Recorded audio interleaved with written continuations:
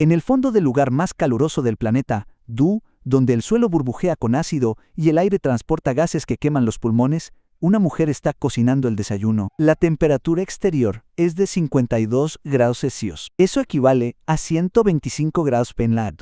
El lago que hay detrás de su casa es lo suficientemente ácido como para disolver el metal. Los gases tóxicos se desplazan por su aldea cada mañana como si fuera el clima. El suelo bajo sus pies no es completamente sólido, se mueve, se ventila. De vez en cuando se abre, y ella ha vivido aquí toda su vida. Su madre vivió aquí, su abuela vivió aquí, y cuando llega el escaso visitante de fuera y le pregunta con cuidado educación, easy, con la torpeza particular de alguien que ya sospecha que se está perdiendo algo, easy, ¿por qué no se va? Ella lo mira como mirarías a alguien que te sugirió que abandonaras tu propio nombre. Este es su hogar. El único hogar que ha conocido, el único hogar que desea. Hablamos mucho sobre la supervivencia, sobre la voluntad humana de resistir, sobre la resiliencia y el coraje, y sobre las cosas que hace la gente cuando las circunstancias no le dejan otra opción. Pero las personas de este vídeo hacen algo distinto a sobrevivir. No soportan sus circunstancias. No esperan a que haya algo mejor disponible. Eligieron esto generación tras generación, en algunos casos durante miles de años, sabiendo perfectamente lo que su hogar podría hacerles en un día cualquiera. Hoy vamos a hablar de 10 de ellas. 10 tribus que viven en lugares tan extremos y tan peligrosos y tan aparentemente incompatibles con la vida humana que el resto del mundo no puede entender por qué se quedan. Creo que al final de este vídeo lo entenderás. Antes de empezar, deja un comentario ahora mismo y dime desde qué parte del mundo estás viendo esto. Empezamos en el fondo del mundo, en el paisaje más hostil que ningún ser humano ha decidido llamar hogar. Tribu 1, región de Afar, Etiopía.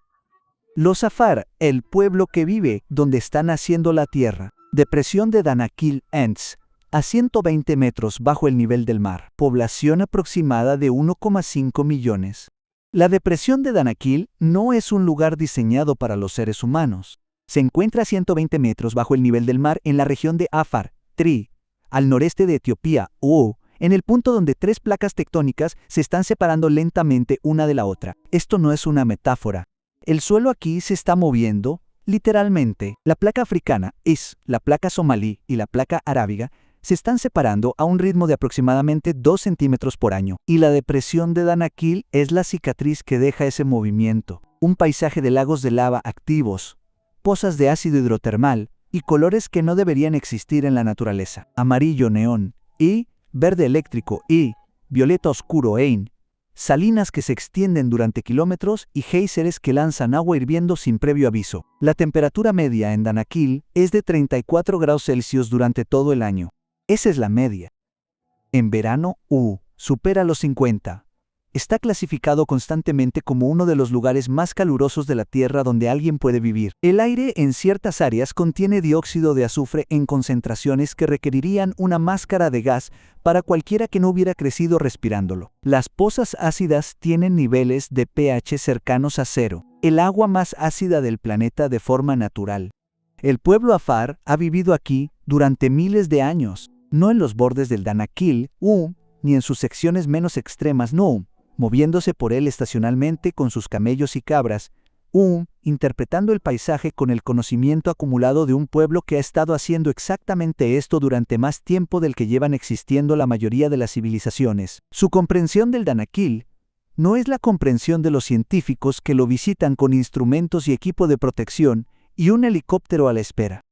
Es la comprensión de personas que nacieron en este paisaje, que aprendieron sus reglas antes de aprender a hablarlas, que saben qué suelo es seguro en qué época del año, qué respiraderos son predecibles y cuáles no, y cómo interpretar el color de una poza ácida para obtener información sobre su temperatura y su composición química. Los Afar son pastores seminómadas. Se mueven con sus animales por el Danakil, siguiendo fuentes de agua y tierras de pastoreo, en patrones que son tan organizados e intencionados como cualquier calendario agrícola, solo que escrito en un idioma diferente. Un idioma de calor y sal, y el olor particular de la tierra en las horas previas a los advenimientos. Su actividad económica más importante ha sido históricamente la extracción de sal. Las enormes salinas del Danakil, formadas a lo largo de millones de años a medida que los antiguos mares se evaporaban por el calor, producen una de las sales más puras del mundo. Los hombres de Afar la cortan a mano a temperaturas que hospitalizarían a un forastero desprevenido en cuestión de horas. La cargan en camellos y la llevan a pie por uno de los paisajes más inhóspitos del planeta hasta los mercados de las tierras altas. Este comercio tiene miles de años de antigüedad. Las caravanas de camellos que cruzaban el Danakil con bloques de sal fueron documentadas por antiguos comerciantes que recorrían las mismas rutas que los romanos llamaban la ruta de la seda de África. Los científicos que estudian los extramiles, organismos que sobreviven en condiciones que deberían ser incompatibles con la vida, acuden al Danakil específicamente porque las piscinas ácidas y las fuentes hidrotermales de aquí representan lo más parecido en la superficie de la Tierra a las condiciones de otros planetas. Vienen con equipo de protección completo y límites de tiempo sobre cuánto tiempo pueden permanecer seguros. Los Afar vienen con sandalias y se quedan toda su vida. Cuando el mundo exterior observa el Danakil, ve un lugar donde la vida no debería ser posible. Los Afar han pasado miles de años demostrando silenciosa y continuamente que el mundo exterior está equivocado. La vida no solo es posible aquí, es rica, organizada, profundamente culta y arraigada en un conocimiento de este paisaje específico que ninguna cantidad de instrumentación científica ha replicado por completo. La Tierra está naciendo en el Danakil. Se está formando nueva tierra a medida que las placas se separan y el manto brota para llenar el vacío. Los geólogos dicen que en 10 millones de años, esta depresión será el fondo de un nuevo océano. Los Afar viven en el suelo más nuevo de la Tierra y lo conocen de maneras que van más allá de la geología. Tribu 2 o Isla Tana, Vanuatu. Los Tana-N, el pueblo que vive donde la tierra habla. El volcán Monte Yasur entra en erupción hasta 60 veces por hora. Población aproximada de 30.000. El Monte Yasur entra en erupción antes y después del desayuno. Durante el almuerzo, Worts. Durante la tarde y la noche, Uobas, con una regularidad que las personas que viven en su base han dejado de percibir como algo inusual. Uobas, de la misma manera que las personas en las ciudades dejan de percibir el sonido del tráfico. El Monte Yasur es uno de los volcanes con mayor actividad continua de la Tierra. Entra en erupción docenas de veces por hora lanzando columnas de ceniza y bombas de lava incandescentes al cielo sobre una montaña que se encuentra a menos de 4 kilómetros de asentamientos humanos permanentes. Las comunidades de Tana han vivido junto a Yasur desde que existe la historia oral, lo que en esta isla es muchísimo tiempo. En la comprensión del mundo del pueblo Tana, la montaña no es simplemente un peligro geológico que debe gestionarse y soportarse, es sagrada. Es el punto donde la frontera entre el mundo de los vivos y el mundo de los antepasados se vuelve lo suficientemente delgada como para sentirla. Las erupciones no son violencia aleatoria, son comunicación. La montaña habla en una lengua que los Tana han aprendido a interpretar a lo largo de generaciones, de la misma manera que sus antepasados aprendieron a leer el clima, a leer el mar, a leer todo lo que había en su entorno que pudiera sustentarlos o destruirlos. Diferentes erupciones significan cosas diferentes. Un anciano Tana que ha pasado su vida a la vista de Yasur posee un vocabulario de sus sonidos y ritmos que ningún vulcanólogo ha documentado por completo, porque no es el tipo de conocimiento que se puede extraer de un paisaje y plasmar en un papel. Vive en las personas que lo desarrollaron y se transmite de la misma manera que se transmite el conocimiento más importante a través de la presencia y la atención y la experiencia acumulada de observar la misma montaña, hablar durante toda una vida. Los turistas vienen a Tana específicamente para situarse en el borde de Yasur y observar las erupciones. Pagan a guías, usan cascos, tienen un plazo exacto para permanecer de forma segura en el borde, antes de que la dinámica de la erupción resulte peligrosa. Toman fotografías que ningún filtro de Instagram puede mejorar. Y se van con la sensación particular de haber estado muy cerca de algo mucho más grande que ellos. El pueblo Tana observa a esos turistas con lo que los testigos han descrito como una expresión difícil de interpretar. Hospitalidad es, sin duda, es diversión leve. Quizá es, y algo más es, y algo más es sí. La sensación específica de ver a alguien impresionado por tu casa de una manera que revela hasta qué punto no comprende lo que es en realidad tu hogar. Los turistas ven un espectáculo natural extraordinario. Los Tana ven una conversación de la que han formado parte durante más tiempo del que cualquier forastero lleva viniendo a verla. Cada erupción es una frase en una lengua que los Tana siguen aprendiendo. Cada generación añade algo a lo que la anterior sabía. La montaña lleva miles de años hablando. Los Tana han estado escuchando todo eso. No viven en la base de un volcán a pesar del peligro. El hecho de vivir allí se debe a que el volcán es su vínculo con todo lo que les precedió. Alejarse de Yasur no sería abandonar un lugar peligroso. Sería colgar de una conversación que se ha estado produciendo desde antes de que nadie que viva pueda recordar su origen. Tribu 3. Papúa Etonis, Indonesia. Los Koroai, el pueblo que construyó una civilización en la jungla del oeste de Papúa, Entau, a 35 metros sobre el suelo, población estimada de 3.000 a 4.000. El suelo del bosque en territorio Korai no es seguro. Esta no es una descripción poética. Es una evaluación práctica que los Korawawai han estado haciendo desde que su historia oral llega al año K y que cada decisión estructural en su arquitectura refleja. Los depredadores se mueven a través de la maleza. A través de ella se desplazaron grupos rivales, y en la comprensión Korawawai de su mundo, algo más se mueve a través de ella. Kakua. Espíritus malévolos que toman forma humana y traen enfermedad y muerte a cualquiera que puedan alcanzar. El suelo es un territorio en disputa, peligroso, incierto, lleno de cosas que quieren hacerte daño. La solución Kororoai no fue luchar por el suelo, fue abandonarlo por completo. Sus hogares, Entei, las estructuras que el mundo exterior descubrió con asombro cuando los misioneros holandeses establecieron el primer contacto en 1974, están construidos en el dosel de la jungla a 35 metros sobre el suelo del bosque Entei. Algunas más. La estructura más alta documentada de Kororo alcanzaba los 50 metros. Eso es aproximadamente la altura de un edificio de 15 pisos. Construida sin herramientas eléctricas, sin materiales de ingeniería, sin nada más que un conocimiento profundo de qué árboles soportarán el peso qué vides soportarán la tensión, qué combinaciones de madera y fibra crearán una estructura que resistirá las tormentas, el viento y el peso de la familia que vive en su interior. Construir una casa Kororoai es un proyecto de ingeniería que requiere un conocimiento específico y acumulado de los materiales que el mundo exterior apenas ha comenzado a documentar. Los Kororai identifican los árboles con raíces lo bastante profundas para asegurar una estructura a 35 metros. Saben cuánto peso soportará cada especie de madera. Saben cómo leer las señales de fatiga estructural en un árbol vivo antes de que esas señales se conviertan en un derrumbe. Construyen con el bosque, no contra él. Utilizando la propia lógica del bosque, en lugar de imponer una externa, un niño Koro crece en una casa que se mueve, no de forma peligrosa, no de forma que amenace la estructura, pero sí de forma perceptible. El dosel se balancea con el viento. La plataforma se desplaza ligeramente cuando todos se mueven a la vez. El mundo que hay debajo, visible a través de los huecos de la plataforma, está muy abajo. Esto no asusta a un niño Korawawai, porque siempre ha sido así, y siempre lo será. El movimiento es su hogar. La altura es su hogar. La vista particular de la jungla, desde 35 metros, con la luz que entra por el dosel en ángulos que el suelo nunca ve, es su hogar. Los Korawawai fueron desconocidos para el mundo exterior hasta 1974.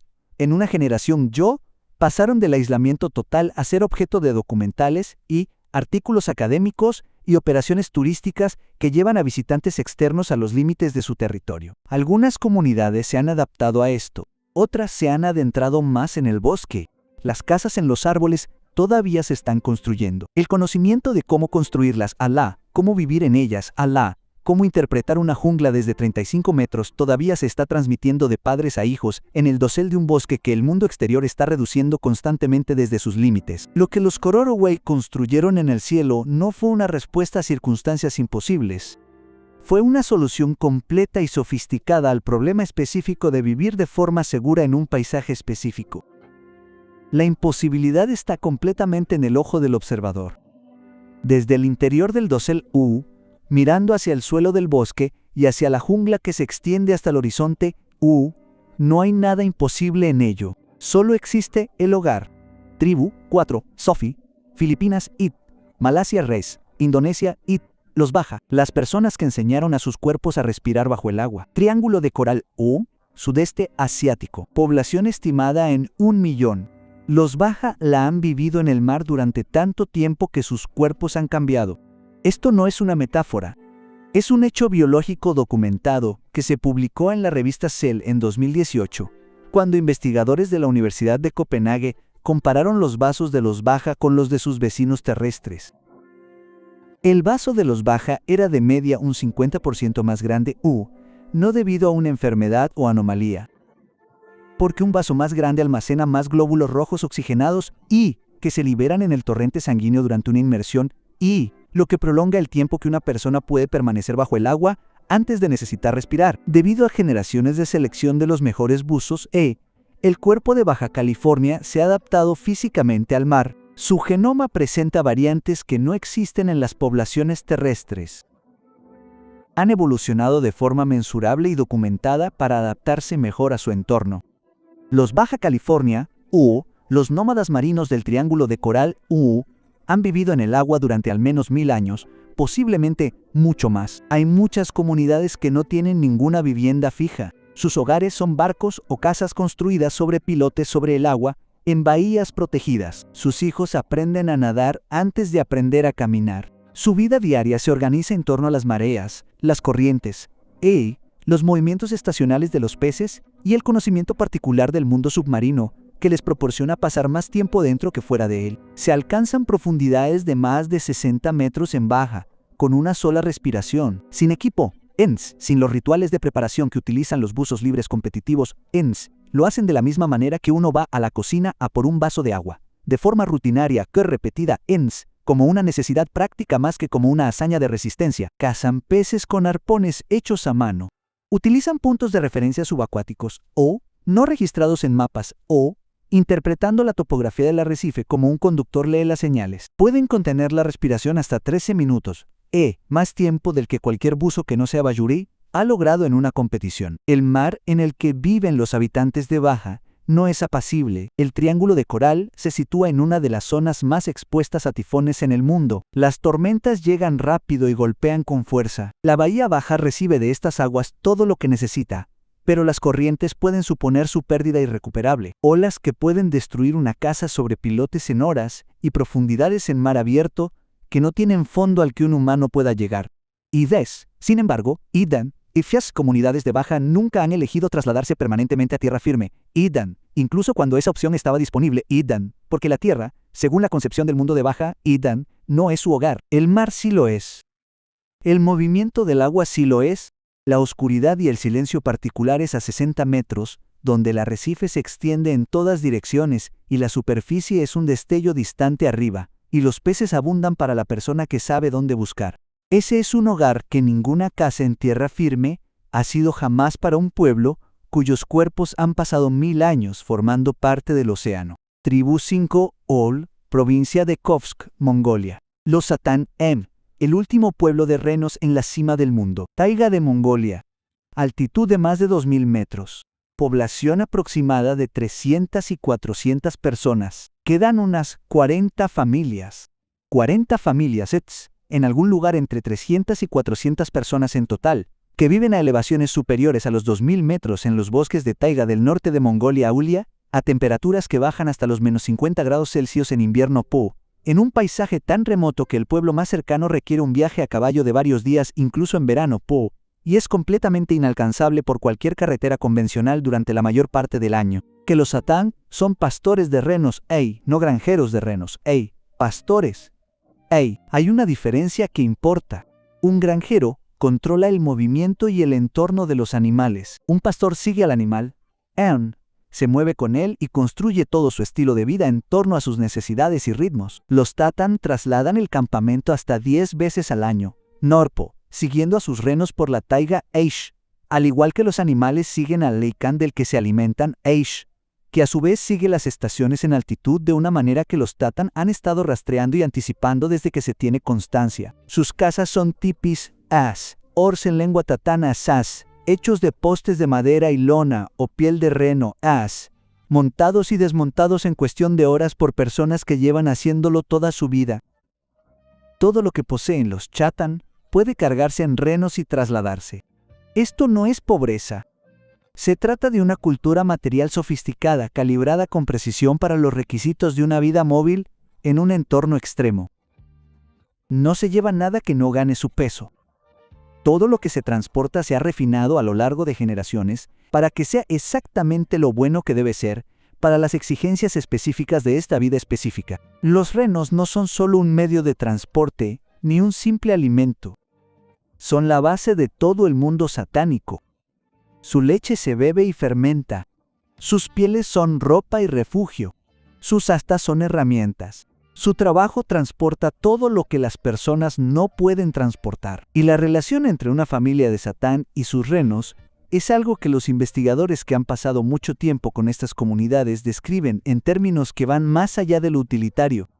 Los animales son conocidos individualmente, etitens, nombrados, entendidos en términos de sus personalidades, etitens, preferencias y tendencias individuales.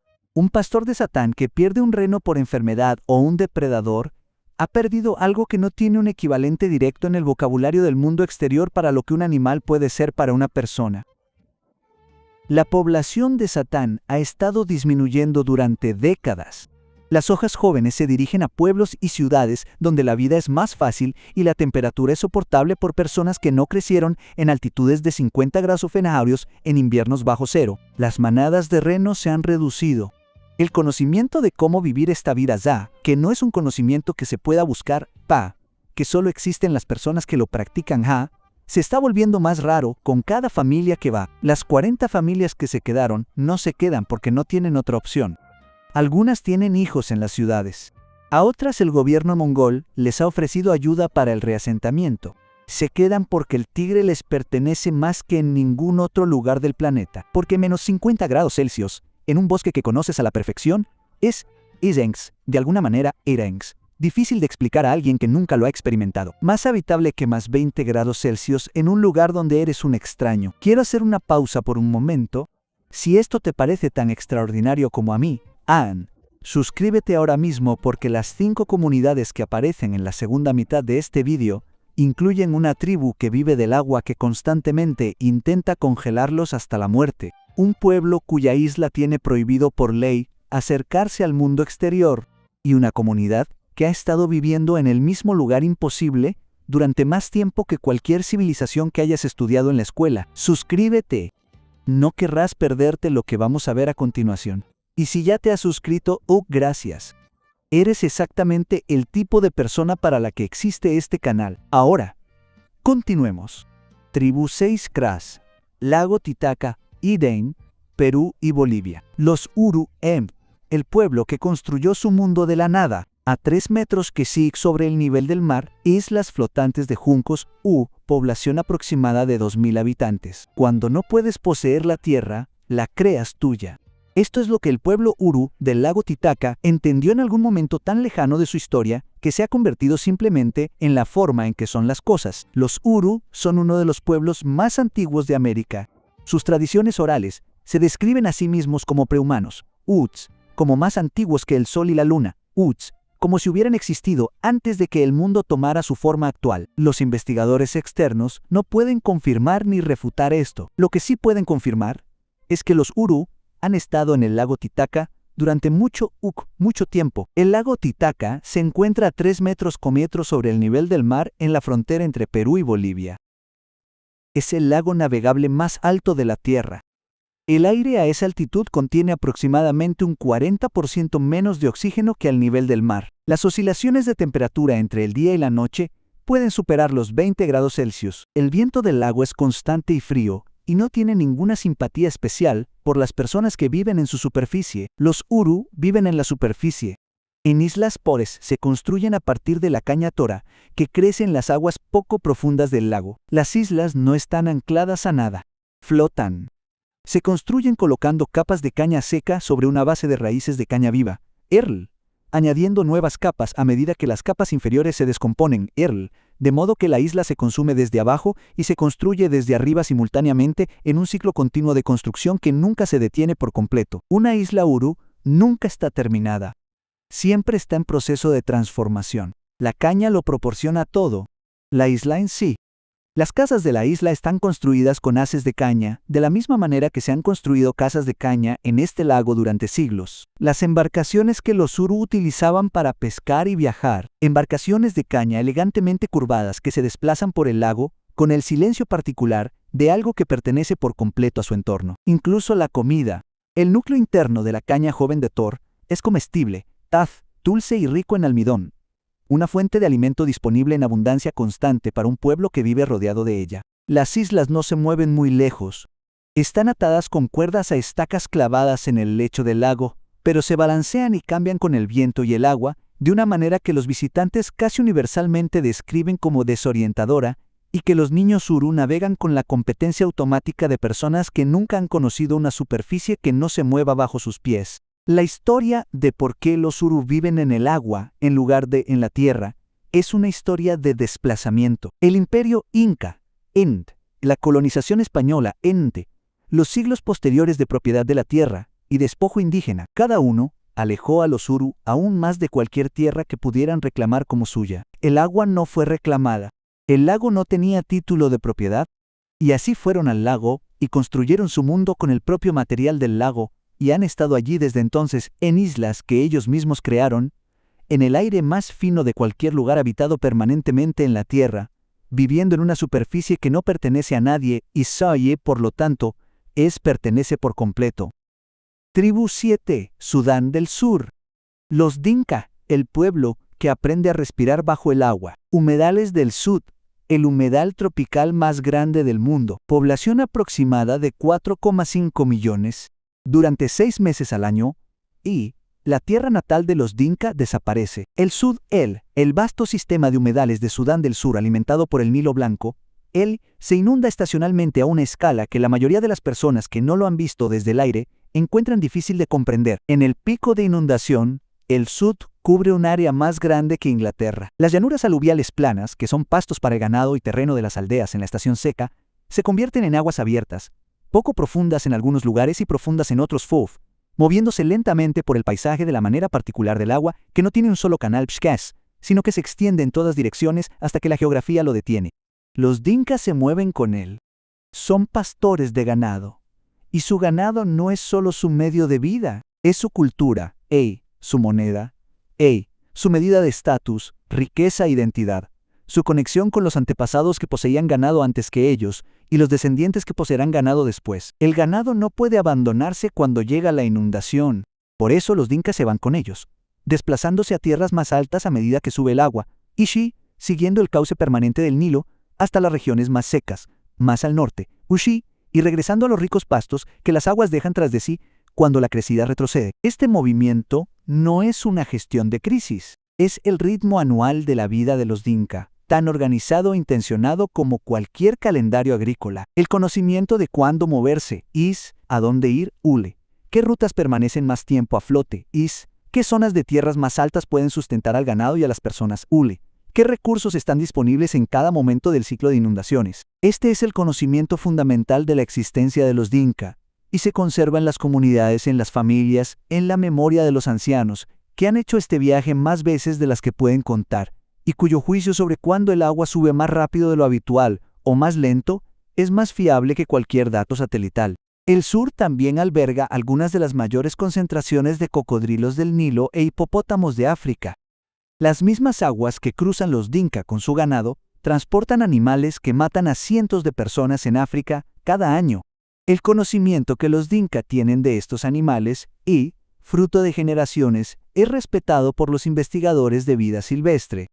¿Qué puntos de cruce son más seguros y a qué horas del día? ¿Cómo interpretar la superficie del agua para detectar la presencia de cocodrilos? ¿Cómo mover el ganado por el agua de forma que se minimice su presencia ante los depredadores? ¿Cómo responder cuando algo va mal? Las cosas van mal. Los cocodrilos se llevan a la gente. Los hipopótamos se llevan el ganado. Las inundaciones a veces llegan más rápido de lo previsto y atrapan a las comunidades en lugares de los que no pueden salir fácilmente. Los Dinka no viven en este paisaje porque sea seguro. Viven en él porque es extraordinariamente productivo. Las inundaciones depositan nutrientes que hacen que los pastos del sur se encuentren entre los más ricos de África Oriental, y porque lo conocen a una profundidad y con una precisión que ningún observador externo ha cartografiado por completo, y porque es suyo en el sentido que más importa en el sentido que no tiene nada que ver con el título legal y todo que ver con el conocimiento particular que solo puede ser construido por las mismas personas que regresan al mismo paisaje temporada tras temporada durante el tiempo suficiente para que el paisaje y las personas se conviertan en parte el uno del otro. Tribu 88, Bahía de Bengala, India. Los centinelas, Atola, el pueblo que hizo retroceder al mundo entero. Isla Centinela del Norte. 60.000 años de habitación ininterrumpida. La isla Centinela del Norte no es según los estándares de los lugares remotos habitados particularmente extrema. No se encuentra en el clima más hostil del mundo. No requiere que sus habitantes naveguen por piscinas ácidas o erupciones volcánicas o inviernos de -50 grados o aguas de inundación llenas de cocodrilos. La isla tiene agua dulce, bosques, un arrecife de coral que produce peces en abundancia, playas y una temperatura que, según los estándares de la mayoría de los demás lugares de esta lista, es casi agradable. Lo que hace que la situación de los centineles sea imposible no es lo que la isla les hace, es lo que ellos le han hecho a la isla. La han hecho suya de una manera tan completa, tan defendida y tan inequívoca, que todo el aparato del mundo moderno, los gobiernos, las fuerzas militares, las organizaciones religiosas, las instituciones académicas y el poder de persuasión combinado de todas las civilizaciones externas que se han acercado a esa playa han sido incapaces de cambiarla. Los Sentinel han vivido en la isla Sentinel del Norte durante unos 60.000 años. Cada acercamiento desde el exterior, las expediciones coloniales, los intentos de contacto del gobierno, los esfuerzos misioneros, las llegadas accidentales, se han encontrado con la misma respuesta. Armas tas atfc, armas advertencias. La claridad absoluta de un pueblo que ha decidido a un nivel colectivo tan profundo que no requiere discusión, que el mundo exterior no es bienvenido aquí y no será bienvenido. Esta decisión no surgió de la nada. La historia de lo que les ocurre a los pueblos aislados cuando el mundo exterior llega con sus enfermedades y sus certezas es visible en cada isla habitada de la cadena de Andamán. Todos los demás pueblos indígenas y grupos que aceptaron el contacto han sido devastados. Las poblaciones que se contaban por miles ahora se cuentan por docenas, algunas extintas por completo. Las lenguas que se desarrollaron a lo largo de decenas de miles de años han muerto con el último hablante, Amphicero City, llevándose consigo todo lo que contenían. Cada historia, cada fragmento de conocimiento, cada forma de describir el mundo que no existía de ninguna otra forma. Los centinelas presenciaron cómo esto les ocurría a sus vecinos. No podemos saber qué entendieron a partir de lo que vieron pero podemos observar lo que hicieron. Mantuvieron la línea, mantuvieron la distancia, mantuvieron el mundo exterior al otro lado del arrecife donde se ha quedado en gran medida porque la alternativa la alternativa que todos los demás grupos andinos aceptaron está documentada en las otras islas de la cadena en forma de extinción casi completa. Lo imposible de los centinelas no es dónde viven. Es lo que han preservado al vivir allí de la manera en que lo hacen. Un mundo humano completo. Idioma, conocimiento, cultura, relación con su isla, que no existe en ningún otro lugar, que no tiene respaldo. Eso desaparecerá por completo si el mundo exterior llega a atravesar el arrecife en número suficiente para hacerle a la isla Sentinel del Norte lo que le hizo a todas las demás islas a su alrededor. La posición oficial de la India de que los Sentinel tienen derecho a que se los deje en paz no solo es legalmente sólida después de todo lo que les ha sucedido a los pueblos que no tomaron esa decisión. Es la protección más importante que cualquier gobierno ha brindado a cualquier pueblo indígena en cualquier lugar. El lugar imposible en el que viven los Sentinel no es geográfico, es histórico. Viven en el último lugar de la Tierra, donde 60.000 años de civilización humana ininterrumpida siguen intactos, y lo están manteniendo así. Tribu 9 Sique, Mar de Andamán, Tailandia y Birmania. Los Mochin, el pueblo del tsunami, no pudieron sorprender al archipiélago Mugi. 800 islas, con una población estimada de 2.000 dagrifalas. El 26 de diciembre de 2004, el tsunami del Océano Índico mató a unas 230.000 personas en 14 países. Es uno de los desastres naturales más mortíferos registrados en la historia de la humanidad. La ola generada por un terremoto de magnitud 9,1 frente a la costa de Sumatra cruzó el océano a la velocidad de un avión comercial. Golpeó las costas sin previo aviso. Arrastró pueblos enteros al mar. En muchas zonas, el número de víctimas mortales fue prácticamente el de toda la población costera. En las islas del archipiélago de Mergui, Aby, en el mar de Andamán, Aby, los nómadas del mar Mochen experimentaron el mismo tsunami y casi ninguno murió.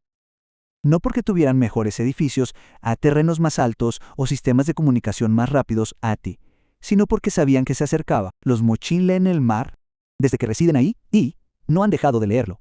Por lo tanto, ha sido un lapso de tiempo muy extenso. El comportamiento particular del agua en las horas previas al tsunami, la forma en que la marea retrocedía inusualmente lejos, la forma en que cambiaba la superficie del mar, Rucha, el comportamiento de los peces, Ruchan, el movimiento de las aves, transmitían información que los Mochan acumulaban sobre el mar y les permitía interpretar correctamente. Sus mayores reconocían lo que estaban viendo. La palabra en lengua Mochin para lo que se avecinaba, Labón, se traduce aproximadamente como la ola que se come a la gente. No es una palabra nueva. Estaba en la lengua antes de 2004. Describe algo que los Mochin habían experimentado antes, que sus antepasados habían sobrevivido antes, y que su conocimiento codificado en una forma que estaba disponible cuando el agua comenzó a comportarse mal. Se trasladaron a tierras más altas. Sobrevivieron. Los Mochan pasan hasta 8 meses al año en el mar. Sus Kabang-dide, las embarcaciones de madera que son a la vez sus hogares, su medio de transporte y la expresión principal de su cultura técnica y estética ASCII, se construyen a mano a partir de árboles específicos seleccionados por sus propiedades, IDE. Se moldean mediante métodos transmitidos a través de generaciones de constructores de embarcaciones y se mantienen con un conocimiento de la madera y el agua que no contiene ningún manual escrito. Los Mochan no tienen el concepto del tiempo en la forma en que lo usa el mundo exterior. La lengua carece de la palabra cuándo y de los tiempos verbales de pasado y futuro en el sentido tradicional. Esto no es una deficiencia, es una relación diferente con el tiempo. Una relación organizada en torno a los ritmos del mar, Elon, las estaciones del monzón, la migración de los peces, Elon, la floración de ciertos árboles que señalan el momento adecuado para ciertas actividades. Un sistema temporal que no es abstracto sino ecológico es, que no se mide en unidades es, sino en condiciones. Los gobiernos de Tailandia y Myanmar han presionado periódicamente a los Mochin para que se establezcan de forma permanente en la tierra, en casas con la documentación y las direcciones fijas que los estados modernos exigen a sus poblaciones. Algunas comunidades Mochin lo han aceptado, y las comunidades que se establecieron en tierra fueron las más afectadas por el tsunami de 2004 porque ya no interpretaban el mar, ya que habían cambiado el conocimiento que salvó a sus antepasados por direcciones que a una ola no le importan. Tribu 10 Ayon, Sierra Madre Oriental Ayuntlalelum, México. Las comunidades de los acantilados Nahua-E, cuyo hogar es una pared vertical de 300 metros de acantilado accesible solo con cuerda. Población de varios miles. Hay pueblos en la Sierra Madre Oriental de México que no tienen carretera, una buena carretera, y, sin pavimentar, ninguna carretera, solo se puede llegar a ellos por un sendero. Coward a veces es una descripción muy generosa para lo que es esencialmente una serie de asideros y puntos de apoyo tallados en paredes rocosas casi verticales, con caídas de cientos de metros que comienzan justo en el borde de tu pie. Las comunidades Nahua de la Sierra Madre han vivido en estas montañas durante siglos. Algunos de los asentamientos en las secciones más profundas de la cordillera no fueron documentados formalmente por investigadores externos hasta finales del siglo XX, no porque estuvieran ocultos, sino porque llegar a ellos requería capacidades que la mayoría de los investigadores externos no tenían, y equipos que las propias comunidades nunca han necesitado porque crecieron entre la roca. Al igual que un niño urbano aprende el tráfico, un niño de estas comunidades aprende el acantilado, no como un único peligro abrumador que debe evitarse categóricamente, sino como un sistema con reglas con variaciones, con secciones que son sencillas, secciones que requieren toda la atención y secciones que solo ciertas personas intentan en determinadas condiciones. El niño aprende qué asideros son fiables y cuáles no, ¿Qué tramos del sendero se vuelven peligrosos cuando están mojados? ¿Dónde descansar? ¿Cómo llevar una carga sin perder el equilibrio? ¿Cómo interpretar la pared rocosa para obtener la información que proporciona sobre dónde poner las manos y los pies? Este conocimiento no está escrito. Vive en los cuerpos de las personas que lo utilizan a diario, en sus manos, en sus pies, en la competencia muscular particular de las personas que han estado escalando paredes rocosas importantes desde antes de ser lo suficientemente altas como para ver por encima del borde. Las comunidades que viven en estas elevaciones de la Sierra Madre han mantenido una separación del mundo exterior que es en parte geográfica y en parte elegida. El acantilado no es solo un hogar, es un filtro. Garantiza que las personas que llegan a estas comunidades lo hagan intencionadamente con esfuerzo y con la competencia básica que requiere el enfoque. Ha protegido a estas comunidades de las intrusiones casuales que han transformado a tantas otras comunidades indígenas de México en los últimos 5 siglos. No de forma perfecta.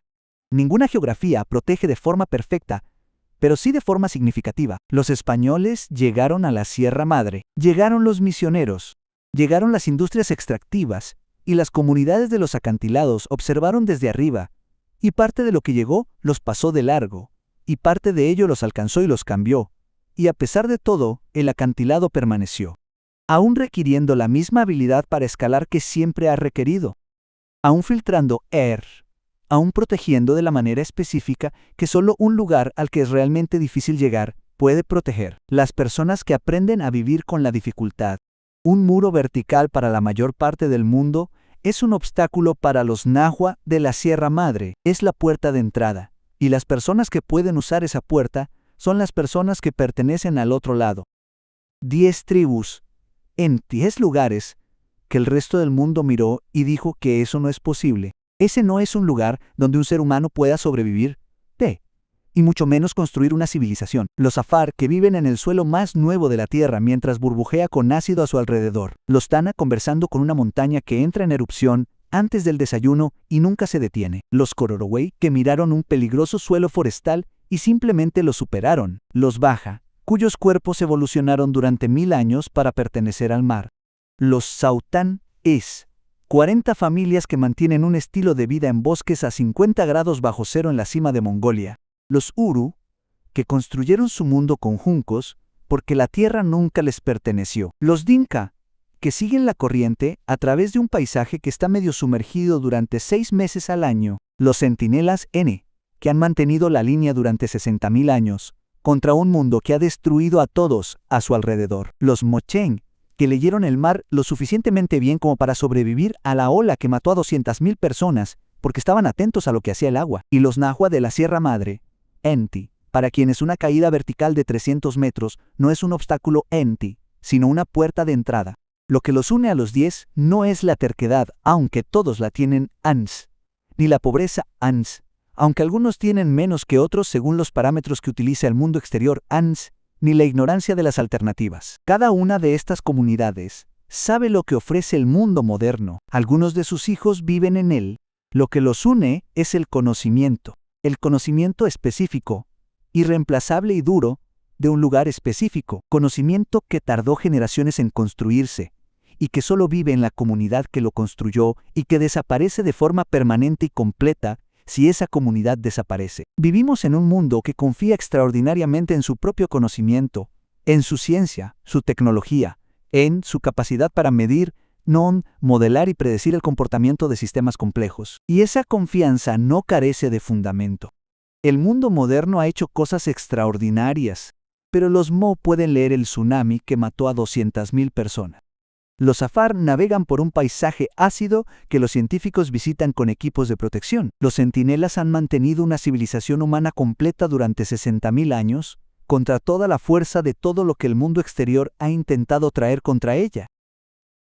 Hay formas de conocimiento en estas 10 comunidades que el mundo moderno no tiene que ningún instrumento mide que ninguna universidad enseña que solo existen en la atención acumulada de personas que han estado prestando atención con las apuestas más altas posibles al mismo lugar durante más tiempo del que han existido la mayoría de las naciones. Los lugares imposibles no son el problema, son la biblioteca. Y las personas que viven en ellas no son las que necesitan ser rescatadas, son las que tienen algo que enseñar.